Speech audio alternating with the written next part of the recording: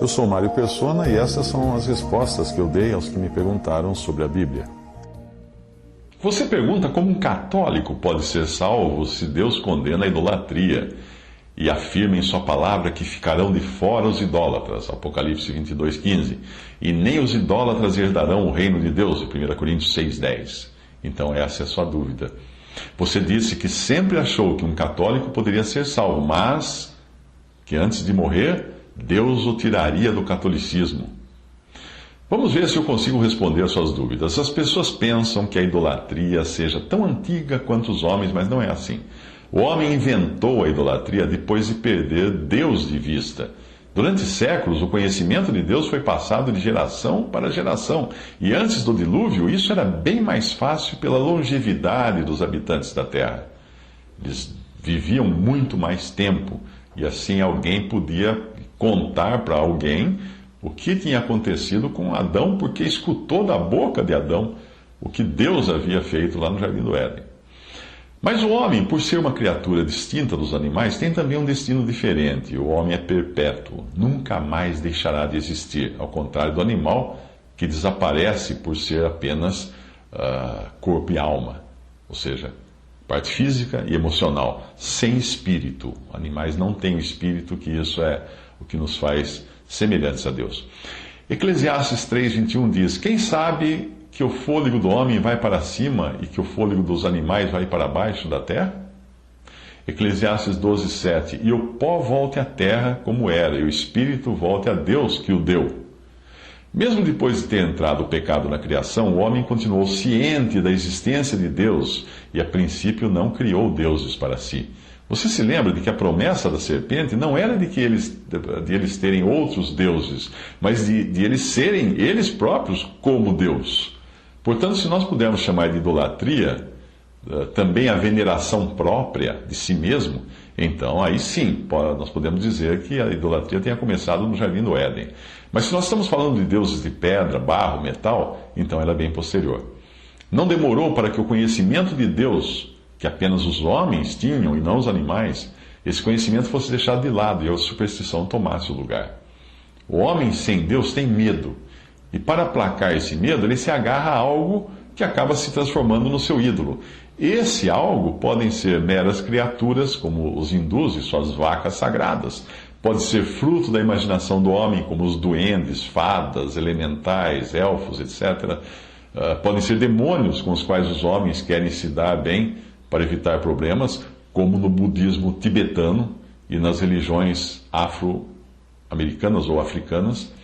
E pode também serem outros homens, mais destacados, ou até anjos. Não os anjos caídos, outros homens mais destacados que os homens adotam por considerá-los superiores, uma categoria na qual também se encaixam seres humanos comumente chamados de santos, no sentido religioso da palavra. Ainda que esses, chamados santos pelo catolicismo, eles jamais aprovariam o que fizeram com eles. Falando no contexto bíblico, no primeiro caso que eu mencionei, caberiam os egípcios e sua adoração por gatos, escaravelhos, animais, etc. No segundo caso, nós teríamos os gregos, com seus deuses mitológicos, que podem ou não ser reminiscências dos tempos em que os anjos desceram à terra e tomaram mulheres para si, as quais geraram gigantes, no sentido de homens fortes e poderosos. No terceiro caso, nós encontramos um exemplo em Atos 16:16, que infelizmente é traduzido de forma a não revelar o que movia aquela jovem possessa. Ali em Atos 16:16 diz: e aconteceu que, indo nós à oração, nos saiu ao encontro uma jovem que tinha espírito de adivinhação. No original, é espírito de Piton. Piton é uma cobra, uma grande serpente, a qual jovem, adivinhando, dava grande lucro aos seus senhores. No grego, o sentido é que aquela jovem tinha espírito de Piton, pois era uma pitonisa. Piton é serpente, portanto não fica difícil entender quem está por trás das adivinhações de pitonisas, ou pessoas que adivinham quando entram num transe. Cobras piton ou pitão, são da espécie Pitonidae, ou constritoras, e a sua característica é enrolar-se na vítima, imobilizá-la, tirar o seu fôlego e então apossar-se dela. Não poderia existir definição melhor para alguém num transe mediúnico. A pessoa perde os movimentos próprios, o fôlego que produz a fala não é mais seu, e ela fica totalmente entregue ao demônio que a subjugou. Hoje você encontra muitas pitonisas como aquela jovem de Atos, mesmo nas igrejas evangélicas, sem falar nas religiões espiritualistas ou espíritas. Todavia, nós aprendemos em 1 Coríntios 14 que os espíritos dos profetas estão sujeitos aos próprios profetas, isto é, uma pessoa movida pelo Espírito de Deus continua com seu próprio espírito humano no controle total do seu corpo, das suas emoções, da sua voz e tudo mais. Em 1 Coríntios 10, 20, Paulo também fala dos demônios que atuam nas pessoas. Quando ele escreve assim: antes digo que as coisas que os gentios sacrificam, eles as sacrificam aos demônios e não a Deus. E eu não quero que sejais participantes com os demônios. Ele está escrevendo aos gregos, cuja idolatria podia envolver tanto a classe de animais como de seres mitológicos, e também demônios, como no caso da pitonisa. A última classe de idolatria, a homens e a anjos, você pode encontrar primeiro em Atos 10, 26. Atos 10, 26, quando Pedro corrige Cornélio, dizendo, Cornélio se ajoelha diante de Pedro, se prostra diante de Pedro, e Pedro diz a ele: ergue-te, que eu também sou homem. E em Colossenses 2,18, que fala de culto dos anjos baseando-se em visões. E também Apocalipse 19:10 e também 22:9, onde nas duas ocasiões o anjo rejeita a adoração do apóstolo João, dizendo: não faças isso, eu sou conservo teu. Portanto, é principalmente a estas classes de idolatria que a Bíblia se refere. E o elemento comum em todas elas não é a fé, mas a superstição. Fé é crer no testemunho de Deus, superstição é crer no que a pessoa deseja crer. A fé neutraliza a superstição. Muito do que dizem por aí, é importante ter fé, não é fé, é superstição. Porque a pessoa é importante ter fé em si mesmo, isso não é fé, é superstição. É importante ter fé que tal coisa vai acontecer, isso não é fé, é superstição, na sorte, na probabilidade. A fé neutraliza a superstição. Mas é inegável que a superstição pode ser encontrada até entre os santos de Deus, entre cristãos verdadeiros crentes.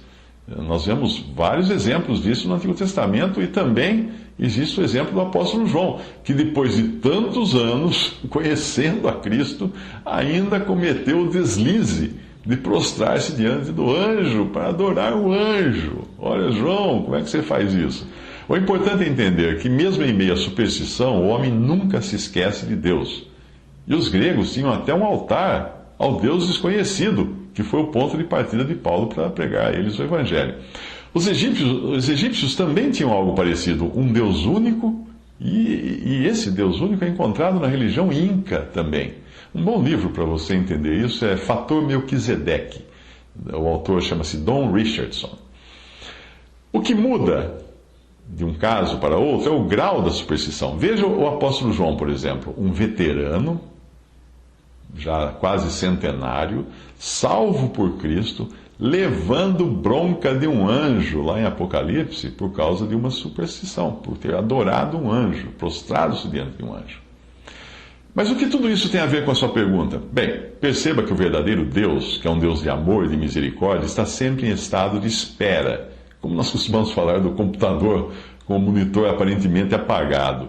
Mas basta o mais leve toque no seu computador, no mouse, para o sistema voltar à vida. E não é diferente com Deus e o seu modo de agir para com o homem. Considere isto: o homem, por mais supersticioso que seja, nunca perde a noção da existência do Deus verdadeiro, porque isso está no seu DNA, por assim dizer. E Deus nunca desiste do homem enquanto ele estiver vivo.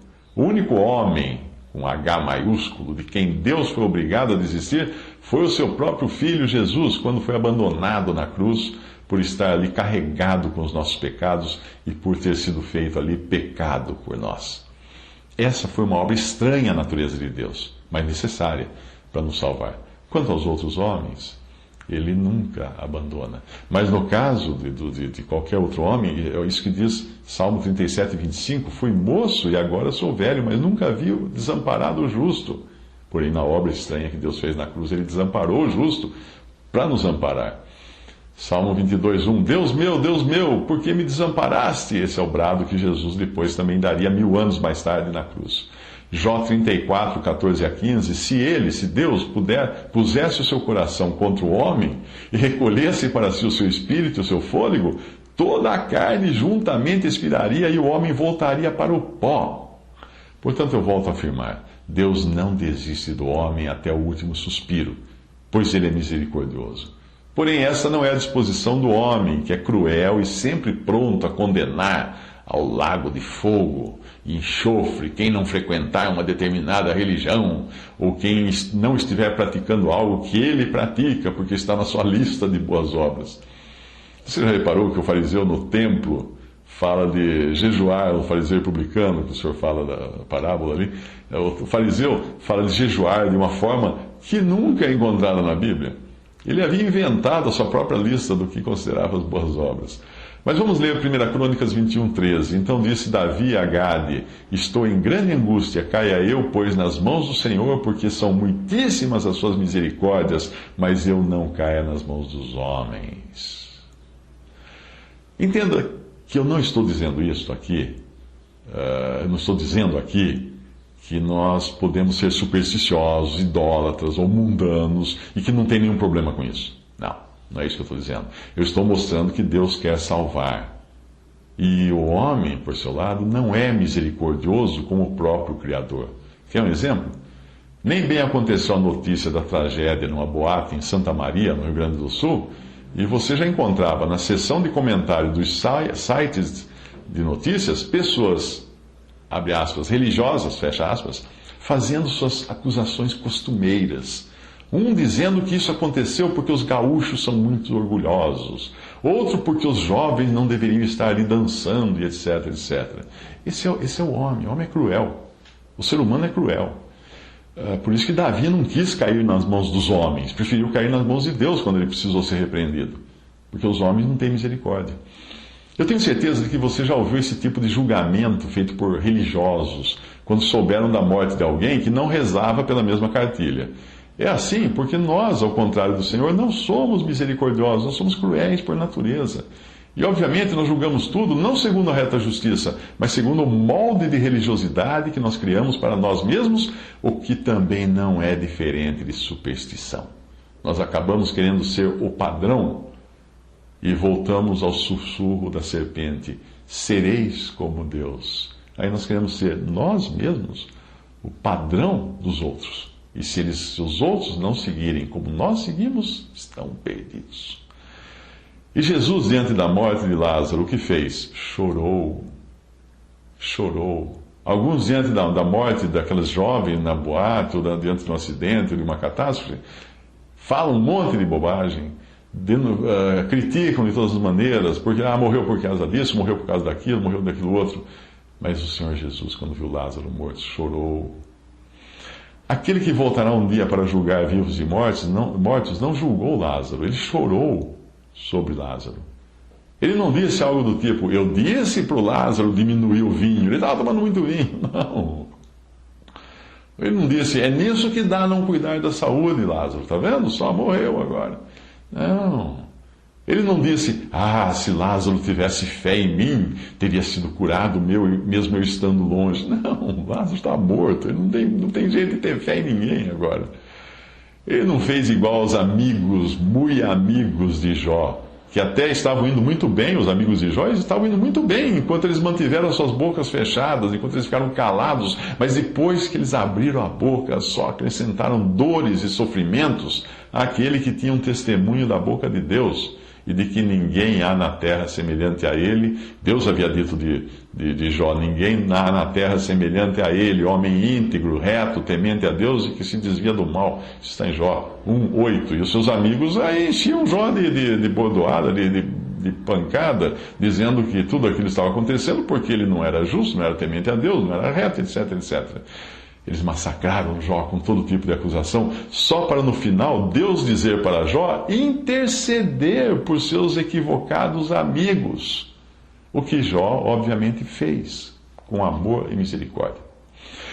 Portanto, a pessoa mais pecadora da face da terra, a mais supersticiosa, a mais idólatra, se tão somente crer no testemunho que dá de seu Filho Jesus, ela é imediatamente salva. Mesmo que não tenha tido tempo de tirar as medalhinhas que carrega no pescoço, ou de desmontar o altar cheio de ídolos que tem na cômoda da sua casa. Veja que foi depois de se converterem que os que seguiam artes mágicas se livraram dos objetos da sua superstição em Atos 19, versículos 18 e 19. E muitos dos que tinham crido vinham confessando e publicando seus feitos. Também muitos dos que seguiam artes mágicas trouxeram seus livros e os queimaram na presença de todos, e feita a conta do seu preço, acharam que montava 50.000 peças de prata. Uma pessoa pode já ter sido salva pela fé em Cristo, mas ainda carregar em si sentimentos supersticiosos. E é por isso que eu tenho a certeza de que muitos católicos que verdadeiramente creem no Salvador estão salvos e eu irei encontrá-los no céu. Não por serem católicos, evidentemente, mas porque em algum momento o Espírito Santo de Deus tocou neles e creram no Salvador. E a superstição? Não precisariam largá-la para serem salvos? Não coloque o carro na frente dos bois. A limpeza vem depois, mas nunca o tempo da faxina é igual para todos. Você sabe quantos anos de idade tinha o apóstolo João quando se prostrou para adorar o anjo? Mais de 92 anos de idade. Se ele tivesse uns 20 anos quando começou, calculando que ele tivesse uns 20 anos de idade quando começou a seguir a Jesus, veja quanto tempo ele viveu com esse sentimento supersticioso de se prostrar diante de um anjo, até levar a bronca do anjo. Você diria que nesse período todo João ainda não tinha tido seus pecados perdoados e a salvação garantida? Você não ousaria falar isso. E ele próprio sabia que em si mesmo tinha muitas arestas que ainda precisavam ser lapidadas, porque ele escreveu assim em 1 João 1, de 8 a 10, se nós dissermos que não temos pecado, enganamo-nos a nós mesmos, e não há verdade em nós. Se confessarmos os nossos pecados, ele é fiel e justo para nos perdoar os pecados e nos purificar de toda a injustiça. Se dissermos que não pecamos, fazemo-lo mentiroso, e a sua palavra não está em nós. Mas certamente Deus, que começa a obra na vida de uma pessoa com um novo nascimento, passando então pela conversão e indo por todo o trajeto da santificação prática, terá a sua encomenda pronta para o céu no momento em que vier buscá-la. É isto que a Bíblia nos garante em 1 Coríntios 1, de 7 a 8. Nosso Senhor Jesus Cristo, o qual vos confirmará também até ao fim, para seres irrepreensíveis no dia de nosso Senhor Jesus Cristo. Filipenses 1,6, tendo por certo isto mesmo, que aquele que em vós começou a boa obra, a aperfeiçoará até o dia de Jesus Cristo. João 14,19, porque eu vivo, o Senhor Jesus fala, porque eu vivo, vós vivereis. João 10,28, ainda o Senhor Jesus diz, eu dou-lhes a vida eterna, e nunca hão de perecer, e ninguém as arrebatará da minha mão. Nem você próprio consegue se arrebatar da mão de Cristo depois que você creu e foi salvo por Ele. Portanto, quando você ouvir alguém dizer, imagine que fulano está salvo, ela diz crer em Jesus, mas ainda é católica e tem todos aqueles ídolos em casa. Ou quando você escutar o outro dizer, nem pensar que a fé do fulano seja real, outro dia eu vi ele na porta de um bar. O que você vai responder? Simples. Diga para aquela pessoa esperar até o filme terminar. Alguns filmes você não entende se sair antes e não assistir até o último minuto, que é quando tudo fica resolvido. Assim é também nas coisas de Deus. Primeiro, nós somos completamente salvos, lavados, purificados e santificados pelo sangue de Cristo, ficando assim aptos para o céu. Essa é a coisa que acontece já de cara quando cremos no Senhor Jesus. Depois, começa em nós um processo de santificação prática, que é a expressão visível daquela santificação absoluta que nós já temos, e essa santificação prática vai durar até o último segundo da nossa existência na Terra. Portanto, quando o assunto é superstição e idolatria, Essas coisas não existem somente no catolicismo. Elas permeiam, e muito, nas igrejas evangélicas, com milhões de pessoas correndo atrás de curas e milagres, ao invés de se ocuparem com Cristo. Isto quando não estão ali para adorar Mamon, que hoje se apresenta na forma de um carro importado, uma mansão, um negócio próprio, seu próprio negócio, sua própria empresa. Grande noite dos empresários, grande noite da prosperidade. Não é isso que você escuta nos anúncios de algumas chamadas igrejas? Existem salvos ali? Evidentemente. Aqueles que creram realmente no Senhor Jesus são salvos, apesar de toda a bobagem que eles são ensinados de superstições e de prosperidade e coisas do tipo. Como também existem salvos na Igreja Católica. Mas e se os pregadores corrompidos pela ganância, estariam eles salvos? Deus, somente Deus, saberia dizer isso. Mas é bem provável que muitos dos salvos no catolicismo e no protestantismo, que ouviram a palavra de Deus pregada por bocas não convertidas, cheguem ao céu, deem uma olhada em volta e perguntem: ué, onde está o bispo fulano? Onde está o pastor cicrano? E o padre Beltrano? E o missionário tal? E o evangelista tal? Eu jurava que os encontraria aqui. Pois é. Por outro lado, também não será de surpreender que na condenação externa, serão encontrados aqueles que nunca quiseram crer em Cristo com a desculpa de que esses líderes religiosos enganavam o povo, só para acabarem descobrindo então que eles compartilharão com esses mesmos líderes religiosos, lobos, compartilharão do mesmo destino. A desculpa não pode nunca ser essa. Felizmente para todos, não é quem prega, mas sim a palavra de Deus que tem poder para levar uma alma à salvação. E não é o estado visível daquele que creu em Jesus que determina o seu destino eterno. É o fim da sua carreira, e isso inclui também aqueles em posição de guias do povo de Deus. Lembre-se de Hebreus 13:7, lembrai-vos dos vossos guias, os quais vos pregaram a palavra de Deus, e considerando atentamente o fim da sua vida, imitai a fé que tiveram. Precisamos esperar o filme chegar até o fim, para tirar conclusões mais próximas do acerto. Agora, para tirar qualquer dúvida quanto à possibilidade de alguém que faça parte da Igreja Católica poder ter a salvação pela fé em Jesus, considere isto. No ano 312, o imperador Constantino decidiu unir o Império Romano sob uma Igreja Universal, fazendo de Roma não só a sede do Império, mas também a sede do cristianismo. No ano 380, o imperador Teodósio emitiu um edito chamado De Fide Católica, na cidade de Tessalônica, o qual foi publicado em Constantinopla, declarando o cristianismo católico como a religião universal e oficial do Império Romano.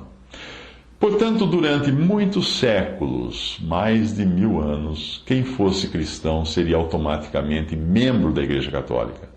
Foi só muito depois que surgiram alguns movimentos contrários à Igreja de Roma, os quais foram duramente perseguidos e muitos foram massacrados por isso. Por volta do ano 1000 e alguma coisa, deu origem a divisão dentro do catolicismo, que deu origem à Igreja Ortodoxa, que se espalhou mais pelo Oriente. A reforma protestante só viria a acontecer por volta de 1400 e alguma coisa, 1500. Agora faça as contas, arredondando, vamos arredondar. De cerca do ano 400 ao ano 1500, são 1100 anos. Ao você afirmar que nenhum católico pode ser salvo, mesmo se crer em Cristo, só porque é católico, você está afirmando que durante 1100 anos ninguém teve a salvação. E nesse período, a entrada para o céu ficou fechada, porque o catolicismo era algo compulsório, obrigatório para toda pessoa. Felizmente, a salvação não depende de estar ou não estar em alguma organização religiosa. A salvação depende apenas de crer em Cristo, o Salvador, independente de ser católico, protestante ou não ser coisa nenhuma. Crer em Cristo, o Salvador.